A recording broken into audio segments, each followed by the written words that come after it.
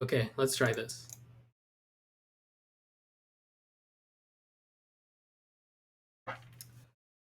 Um, this is the only thing that's going to end up on YouTube anyway. So let's ignore what just happened and let's start with the etymology section. This is the first section of the book, other than the table of contents. The etymology, right now, I have it open to the Project Gutenberg version because it's in the public domain. But what I'm going to do is once I'm done with the prologue sections, which is etymology and like these extract things, I'm going to switch into reader view for this web page, so it'll be a lot nicer to look at.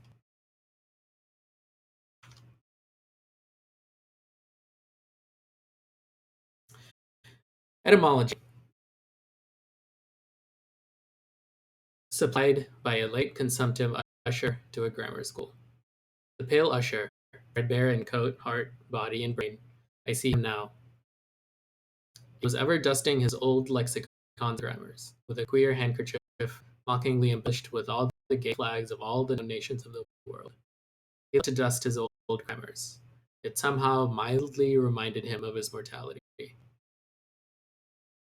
While you take in hand to school others, and to teach him by what name a whalefish is to be called in our tongue, leaving out through ignorance the letter H, which almost alone maketh the signification of the world, you deliver that which is not true. Akluit. Whale. Swedish and Danish have all. This animal is named from roundness or rolling, for in Danish, havalt is arched or vaulted. Webster's Dictionary. Whale. It is more immediately from the Dutch and German wallen, as walvien, to roll, to wallow. Richardson's Dictionary. That's what it is in Hebrew. That's what it is in Greek. Cetus, Latin. Well, Anglo-Saxon. Vault, Danish. Wall, Dutch. Hawal, Swedish. Havalur, Icelandic. Whale, English. Baleine, French. Ballena, Spanish. Piki Nui Nui, Fiji. Pihi Nui Nui, Arrow-Mangoan. Extracts supplied by a sub-librarian.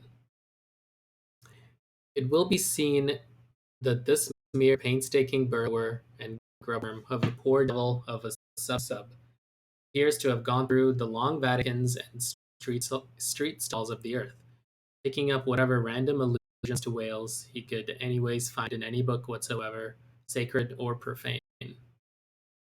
Therefore, you must not, in every case at least, take the higgledy-piggledy whale statements, however authentic, in these extracts, for veritable gospel cetology. Far from it. As touching the ancient authors generally, as well as the poets here appearing, these extracts are solely valuable or entertaining, as affording a glancing bird's-eye view of what has been promiscuously said, thought, fancied, and sung of Leviathan by many nations and generations, including our own. So fare thee well, poor devil of a sub, whose commentator I am. Thou belongest to that hopeless, sallow tribe which no wine of this world will ever warm, and for whom even pale sherry would be too rosy strong, but with whom one sometimes loves to sit and feel poor devilish too, and grow convivial upon tears, and say to them bluntly, with full eyes and empty glasses, and in not altogether unpleasant sadness, give it up, subs. Grow convivial upon tears.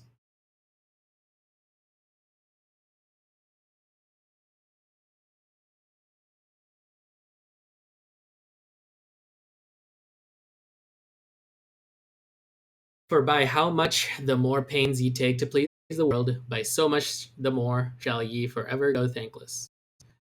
Would that I could clear out Hampton Court and the Tuileries for ye, but gulp down your tears and hie aloft to the royal mast with your hearts, for your friends who have gone before are clearing out the seven-storied heavens, and making refugees of long pampered Gabriel, Michael, and Raphael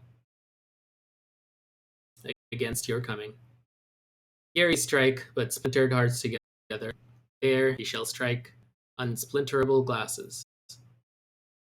Extracts.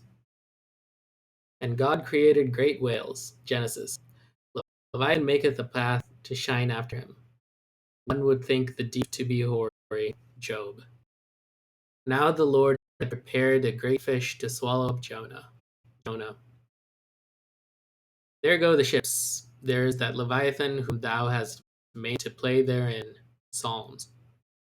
In that day the Lord with a sore and great and strong sword shall punish Leviathan the piercing serpent, and Leviathan that crooked serpent, and he shall slay the dragon that is in the sea. Isaiah. What thing soever besides cometh within the chaos of this monster's mouth, be it beast, boat, or stone, down it goes all incontinently that foul great swallow of his, and perisheth in the bottomless gulf of his paunch. Holland's Plutarch's Morals. The Indian Sea breedeth the most and the biggest fishes that are, among which the whales and whirlpools called baleine take up as much in length as 4 acres or arpents of land. Holland's Pliny. Scarcely had we proceeded 2 days on the sea, when about sunrise a great many whales and other monsters of the sea appeared. Among the former, one was of a most monstrous size, open-mouthed, raising the waves on all sides, and beating the sea before him into a foam. Tukes Lucian, the true history. He visited the country also with view of catching horse whales, which had bones of very great value for their teeth, of which he brought some to the king. The best whales were catched in his own country, of which some were 48, some 50 yards long. He said that he was one of 6 who had killed 60 in 2 days. Others verbal narrative taken down from his mouth by King Alfred, A.D. 890. And whereas all the other things, whether beast or vessel that enter into the dreadful gulf of this monster's whale's mouth, are immediately lost and swallowed up, the sea gudgeon retires into it in great security, and there sleeps. Montaigne. Apology for Raymond C. Bond. Let us fly, old Nick take me, if is not Leviathan described by the noble prophet Moses in the life of patient Job. Rebelais. This whale's liver was 2 cartloads. Stowe's Annals. The great Leviathan that maketh the seas to seethe like boiling pan. Lord Bacon's version of the Psalms. Touching that monstrous bulk of the whale, or orc, we have received nothing certain. They grow exceeding fat, insomuch that an incredible quantity of oil will be extracted out of one whale. Ibid. History of Life and Death. The sovereignest thing on earth is Parmachetti for an inward bruise. King Henry. Very like a whale. Hamlet. Wished to secure no skill of leech's art, mote him avail but to return again to his wounds worker that with lovely dart, ditting his breast had bred his restless pain, like as the wounded whale shore flies through the main. The Fairy Queen. Immense as whales, the motion of whose vast bodies can in a peaceful calm trouble the ocean till it will. Sir William Davenant. Preface to Gondy Bear. What spermaceti is, men might justly doubt, since the learned Osmanus, in his work 30 years, saith plainly, Nescio quid sit, Sir T. Brown of Spermaceti and the Spermaceti whale. Vede in his V.E.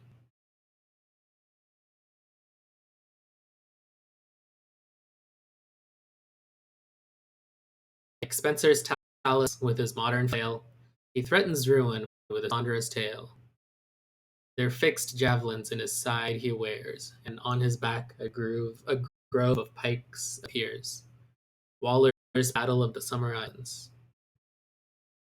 By art is created that great Leviathan, called Commonwealth or State, in Latin civitas, which is but an artificial man. Opening sentence of Hobbes's Leviathan. Silly Mansul swallowed it without chewing, as if it had been a sprat in the mouth of a whale. Pilgrim's Progress. The sea beast, Leviathan, which god of all his works, created hugest that swim the ocean stream.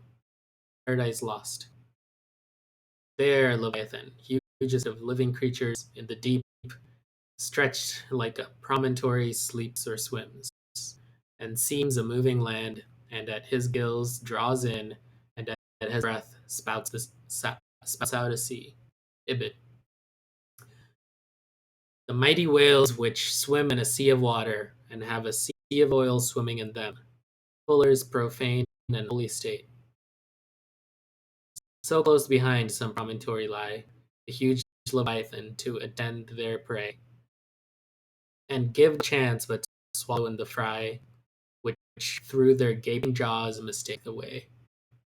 Dryden's Annus Mirabilis. While the whale is flitting at the stern of the ship, they cut off his head and tow it with a boat as near the shore as it will come. It will be aground in 12 or 13 feet water. Thomas Edge's 10 voyages to Spitzbergen in Purchas. In their way, they saw many whales sporting in the ocean, and in wantonness fuzzing up the water through their pipes and vents, which nature has placed on their shoulders. Sir T. Hurt's voyages into Asia and Africa. Harris Call. Here they saw such huge troops of whales that they were forced to proceed with a great deal of caution, for fear they should run their ship upon them. Schoton's sixth circumnavigation. We set sail from the Elbe, wind northeast in the ship, called the Jonas and the whale. Some say the whale can't open his mouth, but that is a fable. They frequently climb up the masts to see whether they can see a whale, for the first discoverer has a ducat for his pains. I was told of a whale taken near Shetland that had above a barrel of herrings in his belly. One of our harpooners told me that he caught once a whale in Spitzbergen that was white all over. A Voyage to Greenland, A.D. 1671. Harris Call. Collection. Several whales have come upon this coast. Fife, Anno 1652. 180 feet in length of the whalebone kind came in, which, as I was informed, besides a vast quantity of oil, did afford 500 weight baleen. The jaws of it stand for a gate in the garden of Pitfern. Sibbald's, Fife, and Kinross. Myself have agreed to try whether I can master and kill the spermaceti whale, for I could never hear of any of that sort that was held by any man, such is his fierceness and swiftness. Richard Stafford's letter from the Bermudas. Phil Trans, A.D. 1668. Whales in the sea, God's voice obey. Northeast Framer. We saw also abundance of great whales, there being more in the southern seas, as I may say, by 100 to 1, than we have to the northward of us. Captain Cowley's Voyage Round the Globe, A.D. 1729. And the breath of the whale is frequently attended with such an insupportable smell as to bring on a disorder of the brain. Below us, South America. To 50 chosen sylphs, a special note, we trust the important charge the petticoat. Oft we have known that sevenfold defense to fail, though stuffed with hoops and armed with ribs of whale. Rape of the Lock. If we compare land animals in respect to magnitude with those that take up their abode in the deep, we shall find they will appear contemptible in the comparison. The whale is doubtless the largest animal in creation. Goldsmith, Natural History. If you could write a fable for little fishes, you would make them speak like great whales. Goldsmith to Johnson. In the afternoon, we saw what was supposed to be a rock, but it was found to be a dead whale, which some Asiatics had killed and were then towing ashore. They seemed to endeavor to conceal themselves behind the whale in order to avoid being seen by us. Cook's voyages. The larger whales they seldom venture to attack. They stand in so great dread. They stand in so great dread of some of them that when out at sea they are afraid to mention even their names, and carry dung, limestone, juniper wood, and some other articles of the same nature in their boats in order to terrify and prevent their too near approach. Von Troil's letters on Banks's and Solander's voyage to Iceland in 1772. The spermaceti whale, found by the Nantucket, is an active, fierce animal and requires vast address and boldness in the fishermen. Thomas Jefferson's Whale Memorial to the French Minister in 1778. And pray, sir, what in the world is equal to it? Edmund Burke's reference in Parliament to the Nantucket whale fishery. Spain, a great whale stranded on the shores of Europe. Edmund Burke, somewhere. A 10th branch of the King's ordinary revenue, set to be grounded on the consideration of his guarding and protecting the seas from pirates and robbers, is the right to royal fish, which are whale and sturgeon. And these, when either thrown ashore or caught near the coast, are the property of the king. Blackstone. Soon to the sport of death, the crews repair. Rodman on erring oar his head suspends. Barbed steel every turn attends. Falconer's shipwreck. Bright shone the roofs, the domes, the spires, and rockets blew self-driven to hang their momentary fire around the vault of heaven. So fire with water to compare, the ocean serves on high, spouted by a whale in air, this express unwieldy joy. Cowper on the Queen's visit to London. 10 or 15 gallons of blood are thrown out of the heart at a stroke with immense velocity. John Hunter's account of the dissection of a whale, a small-sized one. The aorta of a whale is larger in the bore than the main pipe of the waterworks at London Bridge, and the water roaring in its passage through that pipe is inferior in impetus and velocity to the blood gushing from the whale's heart. Haley's Theology. The whale is a mammiferous animal without hind feet. Baron Cuvier. In 40 degrees south, we saw spermaceti whales, but did not take any till the 1st of May, the sea being then covered with them. Colnett's voyage for the purpose of extending the spermaceti whale fishery. In the free element beneath me swam, floundered and died in play, in chase, in battle. Fishes of every color, form, and kind, which language cannot paint, and mariner had never seen. From dread Leviathan to insect millions peopling every wave, gathered in shoals immense like floating islands, led by mysterious instincts through that waste and trackless region, though on every side assaulted by voracious enemies, whales, sharks, and monsters, armed in front or jaw, with swords, saws, spiral horns, or hooked fangs. Montgomery's World Before the Flood. Io, pay and Io, sing. To Finney, people's king. Not a mightier whale than this in the vast Atlantic is.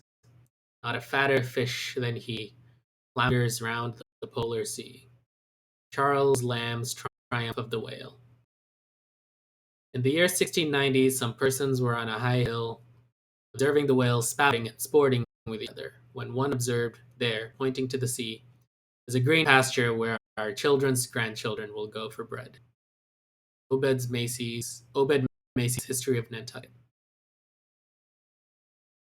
I built a cottage for Susan and myself, and made a gateway in the form of a Gothic arch by setting up a whale's jawbones, Hawthorne's twice-told tales. She came to bespeak a monument for her first love, who had been killed by a whale in the Pacific Ocean no less than 40 years ago. Ibid. No, sir, 'tis a right whale, answered Tom. I saw his sprout. He threw up a pair of pretty rainbows as a Christian would wish to look at. He's a real oil butt, that fellow. Cooper's pilot. The papers were brought in, and we saw in the Berlin Gazette that the whales had been introduced on the stage there. Eckermann's Conversations with Goethe. My God, Mr. Chase, what is the matter? I answered, we have been stove by a whale. A narrative of the shipwreck of the whale ship Essex of Nantucket, which was attacked and finally destroyed by a large sperm whale in the Pacific Ocean. By Owen Chase of Nantucket, first mate of said vessel. New York, 1821. Mariners sat in the shrouds one night. The wind was piping free. Now bright, now dimmed was the moonlight pale, and the phosphor gleamed in the wake of the whale as it floundered in the sea. Elizabeth Oakes Smith. The quantity of line withdrawn from the boats engaged in the capture of this one whale amounted altogether to 10,440 yards, or nearly 6 English miles. Sometimes the whale shakes its tremendous tail in the air, which, cracking like a whip, resounds to the distance of 3 or 4 miles. Scoresby. Mad with the agonies he endures from these fresh attacks, the infuriated sperm whale rolls over and over. He rears his enormous head, and with wide, expanded jaws, snaps at everything around him. He rushes at the boats with his head. They are propelled before him with vast swiftness, and sometimes utterly destroyed. It is a matter of great astonishment that the consideration of the habits of so interesting and, in a commercial point of view, so important an animal as the sperm whale should have been so entirely neglected, or should have excited so little curiosity among the numerous, and many of them competent observers, that of late years must have possessed the most abundant and the most convenient opportunities of witnessing their habitudes. Thomas Beale's History of the Sperm Whale, 1839. The cachalot, sperm whale, is not only better armed than the true whale, Greenland or right whale, in possessing a formidable weapon at either extremity of its body, but also more frequently displays a disposition to employ these weapons offensively and in manner at once so awful, bold, and mischievous as to lead to its being regarded as the most dangerous to attack of all the known species of the whale tribe. Frederick Double Bennett's Whaling Voyage Round the Globe, 1840. October 13. There she blows, was sung out from the masthead. Where away? Demanded the captain. 3 points off the lee bow, sir. Raise up your wheel. Steady, steady, sir. Masthead, ahoy! Do you see that whale now? Aye, aye, sir. A shoal of sperm whales. There she blows. There she breaches. Sing out every time. Aye, aye, sir. There she blows. There, thar she blows. Bows, boo, woos. How far off? 2 miles and a half. Thunder and lightning, so near. Call all hands. J. Ross Brown's Etchings of a Whaling Cruise, 1846. The whale ship Globe, on board of which vessel occurred the horrid transactions we are about to relate, belonged to the island of Nantucket. Narrative of the Globe Mutiny by Lay and Hussey survivors, A.D. 1828. Being once pursued by a whale which he had wounded, he parried the assault for some time with a lance, but the furious monster at length rushed on the boat, himself and his comrades only being preserved by leaping into water when they saw the onset was inevitable. Missionary Journal of Tyerman and Bennett. Nantucket itself, said Mr. Webster, is a very striking and peculiar portion of the national interest. There is the population of 8 or 9 thousand persons living here in the sea, adding largely every year to the national wealth by the boldest and most persevering industry. Report of Daniel Webster's speech in the U.S. Senate on the application for the erection of a breakwater at Nantucket, 1828. The whale fell directly over him and probably killed him in a moment. The Whale and His Captors, or The Whaleman's Adventures and the Whale's Biography, gathered on the homeward cruise of the Commodore Preble by Reverend Henry D. Cheever. If you make the least damn bit of noise, replied Samuel, I will send you to hell. Life of Samuel Comstock, the Mutineer, by his brother William Comstock. Another version of the whale ship globe narrative. Voyages of the Dutch and English to the Northern Ocean, in order, if possible, to discover passage through it to India. Though they failed of their main object, laid open the haunts of the whale. McCulloch's Commercial Dictionary. These things are reciprocal. The ball rebounds, only to bound forward again. For now, in laying open the haunt of the whalemen seem to have indirectly hit upon new clues to that same mystic Northwest Passage, from something unpublished. It is impossible to meet a whale ship on the ocean without being struck by her near appearance. The vessel under short sail, with lookouts at the mastheads, eagerly scanning the wide expanse around them, has a totally different air from those engaged in regular voyage. Currents and whaling, USXX. Pedestrians in the vicinity of London and elsewhere may recollect having seen large curved bones set upright in the earth, either to form arches over gateways or entrances to alcoves, and they may perhaps have been told that these were the ribs of whales. Tales of a whale voyager to the Arctic Ocean. It was not till the boats returned from the pursuit of these whales that the whites saw their ship in bloody possession of the savages enrolled among the crew. Newspaper account of the taking and retaking of the whale ship Hobomack. It is generally well known that out of the crews of whaling vessels, American, few ever return, and the ships on board of which they departed cruise in a whale boat. Suddenly, a mighty mass emerged from the water and shot up perpendicularly into the air. It was the whale, Miriam Coffin, or the whale fisherman. The whale is harpooned, to be sure, but bethink you how you would man a powerful, unbroken colt with the mere appliance of a rope tied to the root of his tail. A chapter on whaling, ribs, and trucks. On one occasion, I saw two of these monsters, whales, probably male and female, slowly swimming one after the other within less than a stone's throw of the shore.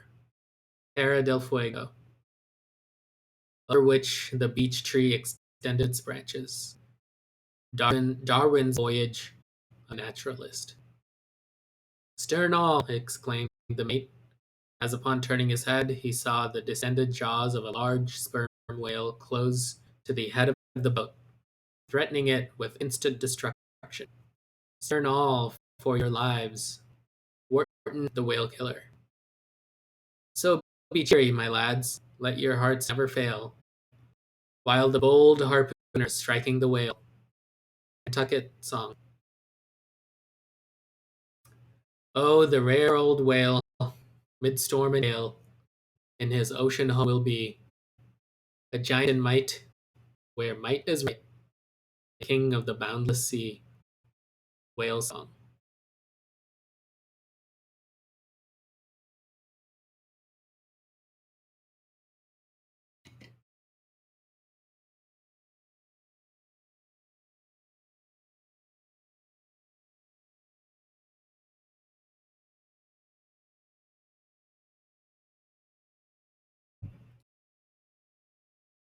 Okay, let's end this here. If you're watching, thank you for watching. I had technical difficulties setting up the stream today, but I hope next time it'll be a lot more smooth sailing. That's a boat joke.